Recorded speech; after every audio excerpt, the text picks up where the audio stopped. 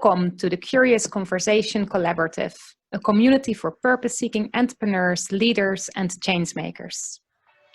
Listen to inspiring conversations with your hosts, inner leadership mentor Tessa and business wealth coach Karen Ravel.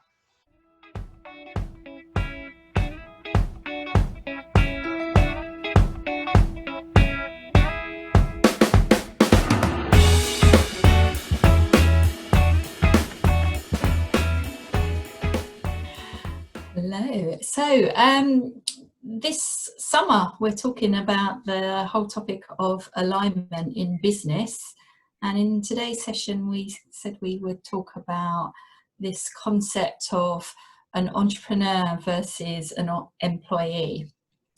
And I've mentioned to you before, I've got a bit of a bee in my bonnet about this one because I hear a lot about the entrepreneur mindset. And what I have found is that, or what I've heard a lot of, is that entrepreneurs saying that an employee mindset is, you work 9 to 5, you don't think outside the box, you get told what to do, versus an entrepreneur who, thinks for themselves, is very creative, is always finding solutions and that. And this has always really bugged me because as someone who was a senior leader in corporate, you did have to think outside the box. If you thought I only did 9 to 5, you are hugely mistaken, as do many professionals and leaders in business. You don't get told what to do all the time. You're responsible for your team and your department and that, and you have to make decisions about what needs to be done. And what I feel is that people who come up with that are very much people who often haven't been successful in a corporate role, and they're now being successful as an entrepreneur, and they see that as a mindset or an approach as an entrepreneur. Whereas what I see that as is just a success mindset. For me, how I really felt that was that, for me, it's interesting. Like, I haven't been in any senior positions as such, but I worked for a lot of like NGO and charity organizations, and I would have been in like kind of the middle, and also as a practitioner on the lower level, if you like. But it would always have been jobs as well with very high responsibility. Like, it would have been like more the kind of social work roles or the advocacy for people with disabilities and with children from disadvantaged backgrounds. So there was always a lot of responsibility involved, and also a high level of where you would have on calls and proper dealing with if children were in contact with the police, you might be called on a Sunday night at 1 a.m. So there was quite a bit, like, definitely not that 9 to 5. There's been definitely part of it being and becoming self-employed was actually around like, then I can set my own hours. And of course I knew that it wouldn't be complete freedom either. You have to work very hard, and particularly when I set up my business, I worked 24/7 for a while, I think.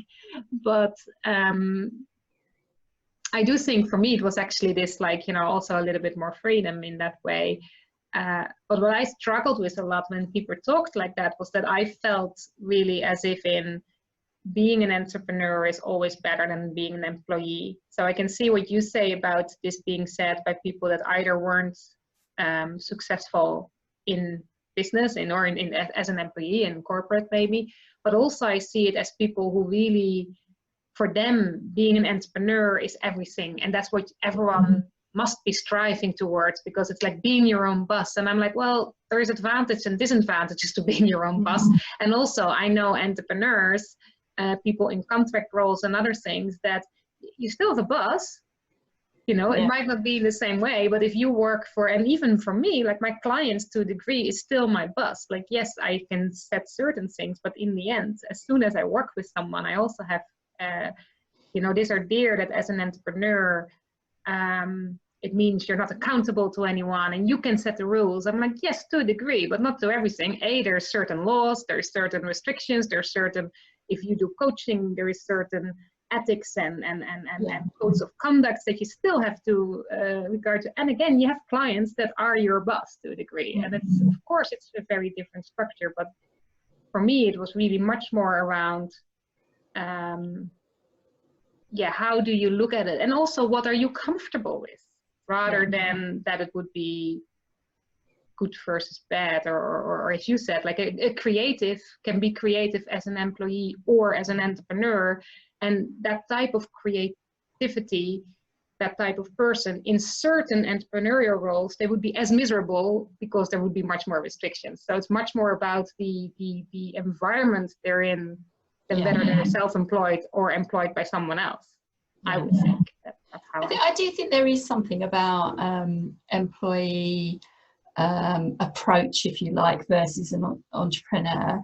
And the biggest one that I see is this kind of idea or concept of, as an entrepreneur, you kind of fail forward. It's like you know, you get something out there fast and make mistakes and then learn from that and keep moving forward. Whereas as you know, a professional, so certainly my background, it was in finance, and you know, you couldn't afford to make mistakes. We couldn't put out numbers that were wrong to the stock market because you'd wipe millions off the share price. You can't afford to be wrong, you know. And that's where that whole notion of being, you know, not exactly a perfectionist, but close to it. It has to be right. It has to be of a high standard and a higher quality before something can go out there. And then swapping over to being an entrepreneur and perhaps being more willing to make those mistakes and testing things out will slow you down. So I do believe there, you know, that is definitely a difference I've seen. But yeah, this whole thing about being told what to do and only working 9 to 5 and all that, that's much more about like I say, a success mindset to me. Yeah, I think the other one that I have noticed myself as well is that from working in corporate, most people, not all, but most people are part of a team. yes. And you know, so there's kind of some responsibility that you have to your fellow team members, and then there's just, you know, there's that responsibility of what you've got to do yourself. And obviously when you become working for yourself, it's pretty much all on your shoulders and it's all by yourself. Now obviously you can work, you know, you can do collaborations and joint ventures, and you know, like us doing this, we can work together, but then we can come together for this, but then we go apart and it's like your business over here and, you know, mine over here, and it's like it has a different feel about it, I think, to what it was like being part of a team where you kind of felt like we're all in this together, we're all working to, you know, one end.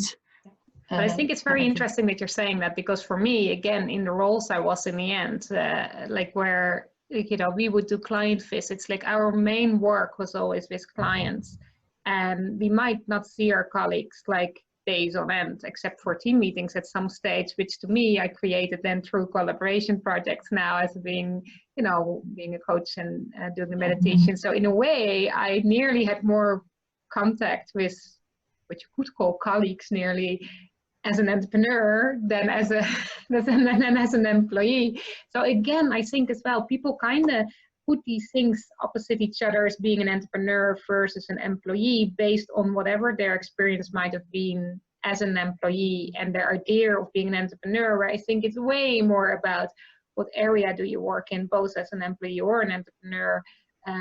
What's your way of working? You know, as I said, I know entrepreneurs who are coaches, but they work in-house in companies, so then they're actually often directly under a certain manager and they're managing a team as an entrepreneur, but really they're more corporate nearly than I've ever been as a you know. So I think there's really also that much more important, and also I think for yourself to think of like what's good, what's bad, or how should I think. It's way more of thinking, okay, again, like I know for me as an entrepreneur, I needed to be stricter with myself around timekeeping, because that was one thing. When I was an employee, there was a certain that nearly when I was responsible towards an organization and I had a manager, you know, not checking up on me, but still there was certain checks there that I had to, as an entrepreneur, set that in place for myself. That because I noticed that if there is not that structure of like having to hand in any form of timesheet or anything else, that if I didn't mind that, I might end up, you know, getting lost in certain tasks and spending hours on that and then forgetting the other things. And so I needed to create a structure that when I worked for an organization was given a little bit from from whatever protocols and policies were in place from that company. So I think that is something that I really learned, that bit of self-management that was for me really did feel a bit different as an entrepreneur than as an employee. And one other thing was, and I think we talk about it over the summer in one of the sessions, and otherwise I think we mentioned it somewhere before as well, around this whole thing about money.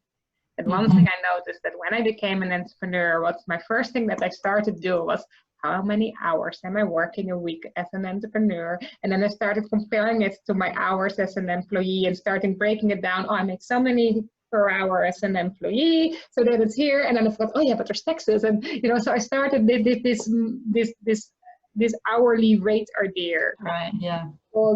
And I'm not even talking, because I know that's being said a lot to entrepreneurs around, you know, you need packages and not hourly rates. I'm not even talking about that, but just the mindset of in your head swapping every hour for the money you're getting for it, really breaking it down that way. And that was something to also, to you know, this monthly check that comes in with a certain amount that's always the same. You know, that was something also a very different feeling as an entrepreneur. I mean, well, that's a whole other topic. I could talk about that for a lot. But it was interesting where you were saying that. I something that it reminded me many years ago. I did a talk.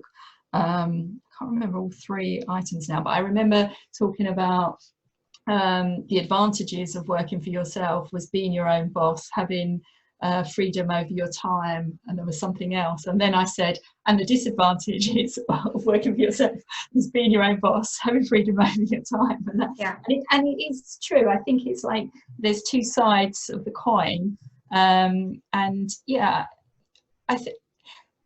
I think there is huge advantages for working for yourself, but it doesn't suit everyone. And we talked about it last week as well. It's like sometimes like having that balance between, you know, a part-time job and working, having your own business as well. For some people, that is a great, you know, solution for them, and they want both of those. So I think it is very much about thinking about what works for you, and not listening to, like you say, this concept of like entrepreneurialism is the answer to everything. Clearly the safety aspect in jobs has gone there, and I think has gone, you know, gone. The old days, the idea that like, oh, as long as you're employed, then at least you will be settled for life, and you know for sure you have a job. That's, I mean, there is still jobs that have that, but there's not very many these days. So so I think, you know, so in that sense, being able to recognize the value that you bring to someone else and how to present that in a way that someone's going to pay you for it is a skill that everyone should know, whether you're selling yourself to your potential organization or whether you're selling yourself to a client. You know, I think that someone needs to pay you, like like, you know, you're not paying yourself as a, you know, so I mean, then that only works if you either have a really rich spouse or have money in the bank from somewhere else, and you can just do what you do, do what you love without needing any money for it. But again, there's not many people that are in that position. So I think that is a really good realization, that like whether it's through self-employment or through an organization, money is coming from someone else. So you have to have, you know, if you really don't like being bossed around, as people think, then you also will have a problem as an entrepreneur, because clients will also have expectations of you. So money always flows where there's value. So that's the key. So we all need to learn to understand our own unique value. Yeah, and I think the best thing that people can really take from this, that it isn't so much about whether you're employed or an entrepreneur, but it's really knowing about what things are you good at also with your self-management, whether that's time or structure, whatever it is, and what things do you need support with, and that you can see the difference between, as an employee, you might be within your organization or your management get support from that, and as an entrepreneur, you might need to get it either from, again, self-management, and if you can't, you need to look yourself for getting that maybe from accountability groups or co-working groups or whatever it is that helps you to get that what you can't give yourself. Yeah, absolutely. Right, well, there's a lot in there. I'm sure we could go off at tangents on that one. quite deep, but I think we'll wrap up here, and we'll speak again next week. Great. Yeah, talk to you next time. Yeah, bye. Bye. Thank you for listening. Did you enjoy this episode? Do share your thoughts and questions in the comments or send us a message. Do you know someone else who'd be interested in our curious conversations? Please share and spread the word. You can find out more about us at karenravel.com and tessavankaken.com. Tune in next week for another curious conversation.